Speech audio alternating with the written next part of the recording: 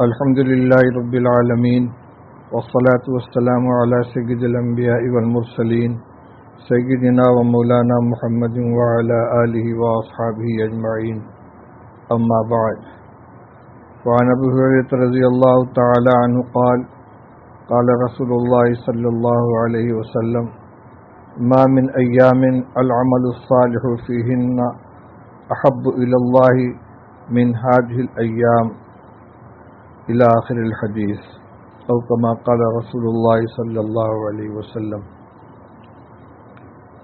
بزرگان محترم، عزیز اور بھائیو، آج ذی قعدہ کی 29 تاریخ تھی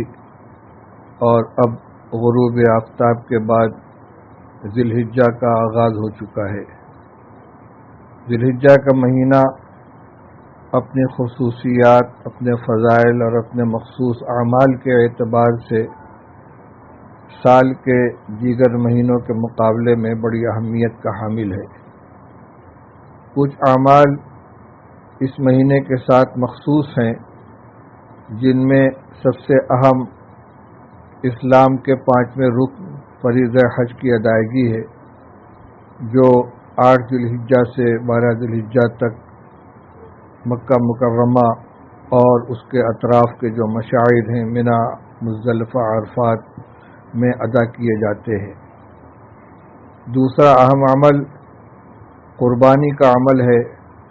جو 10، 11، 12 ذی الحجہ کو انجام دیا جاتا ہے۔ ان کے علاوہ کچھ اور بھی اعمال ہیں۔ اسی مہینے میں 5 دن ایام تشریق کے ہیں، 9، 10، 11، 12، 13 ذی الحجہ۔ پھر پہلا عشرہ یعنی پہلی ذی الحجہ سے لے کر 10ویں ذی الحجہ تک کا جو عشرہ ہے،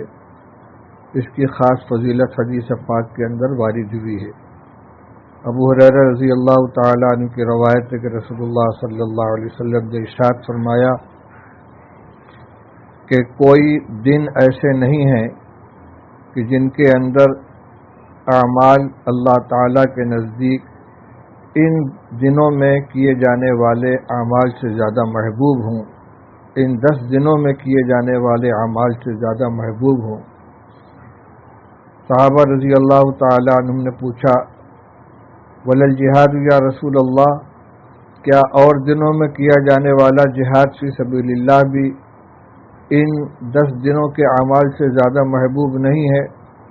آپ نے فرمایا، ہاں، وہ جہاد جو اور دنوں میں کیا جائے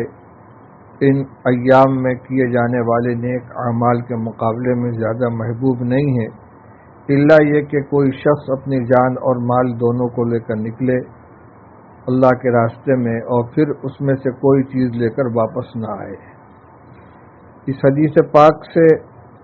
اس پورے عشرے کی فضیلت معلوم ہوتی ہے، اور اس میں ما من ایام العمل الصالح کا لفظ استعمال کیا گیا ہے۔ جو مخصوص اعمال ہیں اس عشرے کے، ان کے علاوہ اور بھی جو دوسرے اعمال ہیں نیک، ان سب کو بھی میں اہتمام کے ساتھ انجام دینا چاہیے۔ من جملہ ان کے پہلی تاریخ سے لے کر 9 ذی الحجہ تک کی 9 تاریخوں میں نفلی روزہ رکھنا ہے، چونکہ 10، 11، 12 تاریخ میں 10، 11، 12، 13 تاریخ میں روزہ رکھنا ممنوع ہے، اس لیے پہلی سے لے کر 9 تاریخ تک روزہ رکھا جائے، اور ان میں بھی 9ویں تاریخ جو یوم عرفہ کہلاتی ہے، اس دن کے روزے کی سب سے زیادہ اہمیت ہے۔ اس لیے اللہ تعالی ہمت عطا فرمائے تو پورے عشرے کا، اور اگر یہ ممکن نہ ہو تو جتنا ہو سکے، اور کم سے کم 9 ذی الحجہ کا روزہ ہر ایک کو رکھنا چاہیے۔ ان کے علاوہ اور جو نیک اعمال ہیں، جن میں صدقات، خیرات، اور خاص طور سے اس زمانے میں جب کہ تمام لوگ اور خاص طور سے ہمارے ایمان والے بھائی مختلف دقتوں کا شکار ہیں، معاشی پریشانیوں میں مبتلا ہیں، اللہ تعالیٰ نے اگر وسعت عطا فرمائی ہو تو صدقات، خیرات اور مالی امداد کے ذریعے ان کو سہارا دیا جائے۔ ایسے ہی نفل نمازیں، قرآن پاک کی تلاوت، دعا و استغفار اور مختلف قسم کے نیک اعمال کیے جائیں اور گناہوں سے اپنے آپ کو بچایا جائے۔ رات کی بھی عبادت کا اہتمام کیا جائے، دن کی عبادت کا بھی اہتمام کیا جائے۔ تو ان 10 دنوں میں ایک تو 9 تاریخ تک کا روزہ ہوا، دوسرے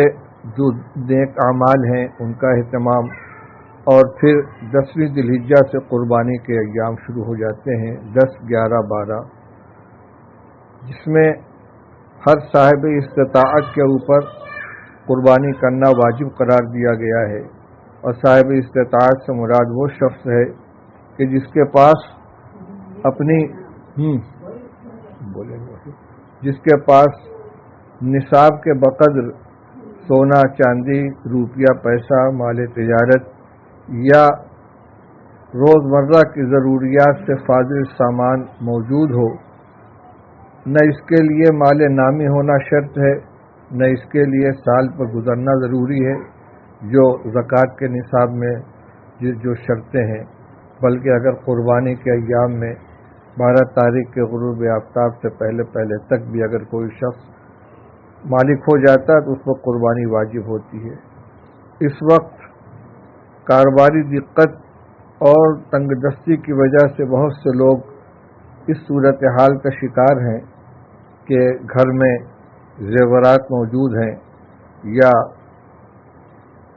ان کاروباری ہیں اور ان کے پیسے پارٹی کے پاس، گاہک کے پاس موجود ہیں، لیکن نقد پیسہ ان کے پاس موجود نہیں ہے۔ وہ سوال کر رہے ہیں کہ قربانی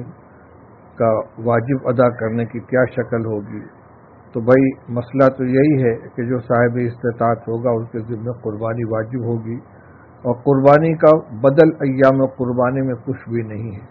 قربانی کرنا ہی واجب ہے تو قربانی ہی کی جائے گی، چاہے سالم جانور قربان کیا جائے یا بڑے جانور کے اندر حصہ لے لیا جائے۔ اگر کسی کے پاس اتنی استطاعت نہیں ہے کہ وہ پورا جانور قربان کر سکے تو مختلف اداروں کی طرف سے قربانی کا اعلان ہوتا ہے، 2000 یا کم و بیش روپے کے عوض میں ایک قربانی کا حصہ لے کر کم از کم جس کے اوپر واجب وہ ادا کر لیں۔ گھر میں جو صاحب استطاعت ہے، اگر زیور کی مالک عورت ہے وہ صاحب حیثیت ہے تو اس کی طرف سے قربانی ادا کر دی جائے، اگر شوہر صاحب استطاعت ہے تو اس کی طرف سے ادا کر دی جائے، یا چند لوگ مل کر کوئی ایک بڑا جانور لے لیں اور سب اپنا اپنا حصہ اس کے اندر شامل کر لیں۔ یہ قربانی 10ویں تاریخ سے لے کر 12ویں تاریخ کی شام تک کسی بھی وقت کی جا سکتی ہے۔ ایک عمل تکبیر تشریق کا ہے کہ 9 ذی الحجہ کی فجر سے لے کر 13 ذی الحجہ کی عصر تک ہر فرض نماز کے بعد ایک مرتبہ اللہ اکبر لا الہ الا اللہ واللہ اکبر وللہ الحمد، یہ تکبیر کہنا واجب ہے۔ مرد حضرات قدر بلند آواز سے کہیں گے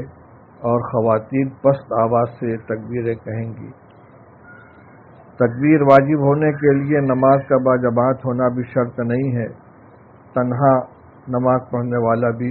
تکبیر تشریق ادا کرے گا۔ اللہ تعالی خاص فضل فرمائے، امت کی حفاظت فرمائے۔ وآخر دعوانا الحمدللہ رب العالمین۔